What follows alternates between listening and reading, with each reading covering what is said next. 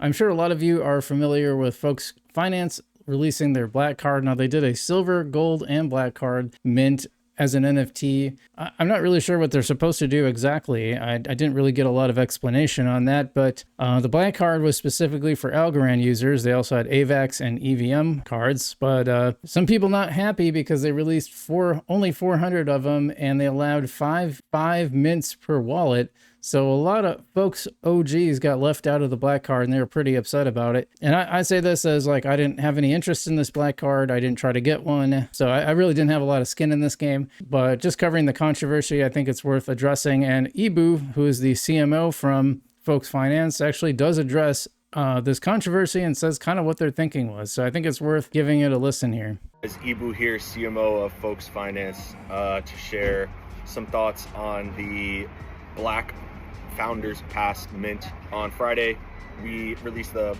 Black Founders Passes on Algorand, and they sold out like right away.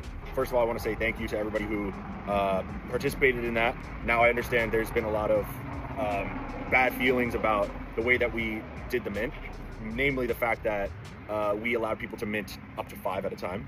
Yeah, people were really upset about this, and I can kind of understand it when you only have 400 of these, so there's a very limited supply. I mean, I think you're going to get more than 80 people who want this thing. They had 1,000 people whitelisted, as we'll see later, so I think it's a mistake, but I think he acknowledges that as well. I'll definitely say that after seeing what happened, we should have limited it to 1. But let me give a little context on why we decided to put it at 5. So back in May, we released a whitelist sign up, and we got about 30,000 applications there. On the whitelist, we allowed people to specify which chain they wanted to get the NFT on.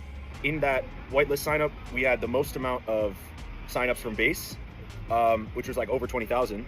And then we actually had just about 1,000 from Algorand. Now, we understand folks, that the majority of our TVL is on Algorand, but we actually have way more users on the EVM chains. I think that's really interesting, by the way. I think that says a lot that users are still kind of an issue on Algorand. I think it's been improving, but it's also interesting that their highest TVL is on Algorand, probably because people have just been using it longer, perhaps, and they put more on it. But I think those are very interesting metrics. And if you want to know why a lot of these projects are going to other chains, it's because there's more users, and that's just going to keep being the case. What I like about what folks did, I like that they just made it for everybody. They kept all the Algorand stuff. They didn't say, oh, we built on Algorand, thanks for all the money, and now we're going to this other chain like some other projects did. They kept supporting the Algorand users. I know people are upset about the black card, but overall, I mean, it's still available for Algorand, and they took that and expanded it to other chains, and I think that's the way to do it for sure. One of the challenges of being a cross-chain product is that you have to do marketing in multiple ecosystems, which is something that's not necessarily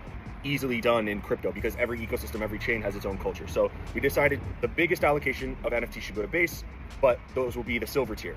The middle should go to Avalanche, those will be the gold tier, and the highest tier will go to Algorand, where our OG users are, but has the smallest amount of users. To counterbalance that, what we also did was we whitelisted all the people who were eligible for black for the gold and silver as well. When we released the silver, we had it as a limit of 1 per whitelist. After the whitelist period ended, we decided to open up for unlimited minting. We were selling 1,500 silvers. The gold, we had it as unlimited. On Algorand, we thought, okay, there will be more demand here. So we decided, okay, we're not going to do unlimited. We're going to limit it to 5. The demand blew us away. And I understand that a lot of people who are OG Folks users wanted to get in on that. That makes sense. And I'm honestly sorry that you guys weren't able to grab them. But however, the NFTs were something that we wanted to do to onboard people and get new users into Folks. And part of that was cross-pollination of our communities. I would have been more happy to have everybody have a chance to mint 1. At the same time, there was good opportunity to mint silver and gold, and if people chose to not do that, it's totally up to that person, but there was definitely a lot of opportunity there. Well, I think that's probably because the Algorand people were going to wait for the Algorand version. I mean, that seems pretty obvious. I don't think a lot of them, I'm sure they didn't expect to be left out. I think if they had known that, maybe they would have worked on getting the base version or the AVAX version. I say Ethereum before, I meant AVAX. Yeah, so maybe I don't really like that argument. I'll be honest. I think the Algorand people wanted the Algorand version, and considering the demand, because right now, like, people bought them knowing that it'd only be one of 400. So I don't know if you can go open up another mint without ticking off the people who bought it. It's tricky territory for sure. But yeah, I think limiting more than 5 per person. And if you didn't sell them, then you could open up again. You could say, well, we still got them available. So I appreciate his explanation for sure. In the future, we'll definitely keep this in mind and make sure that there's like a good chance for everybody. We really appreciate you guys. And again, stick with us. We're on this journey, and I think we're going in the right direction, even if there's some things that happen here and there. So thank you guys, and I'll talk to you later. Bye. Yeah, so I'll let you guys weigh in on the comments about what you think. Do you think that's a reasonable explanation? Do you think it's a huge mistake? I think they acknowledged it was a mistake in retrospect, but the question is, was it a mistake? You know, what action would you have taken beforehand? I think his explanation is pretty reasonable, but I still think if you're only going to have 400 of them and you had 1,000 whitelisted, I think one per person would have made a lot more sense, frankly, especially since they're your power users. Like you said, the most TVL comes from Algorand. So, well, you know, people make mistakes. I don't think this stuff is easy to do. And so I think that's a reasonable explanation. I think we could critique it a little bit. I Am Digital did make a good point. I just want to point out quickly, he said, honestly, I'm having trouble with the last bit. You wanted the NFTs to help onboard new users, but you whitelisted a bunch of existing users who bought them up instantly. He says in base and AVAX, that was the case, but not in Algo. Algo were probably bought by all the OGs, which meant, like I said, I think this stuff can be really tricky to navigate, but I give him credit for at least coming out and acknowledging that it probably was a mistake. I think it's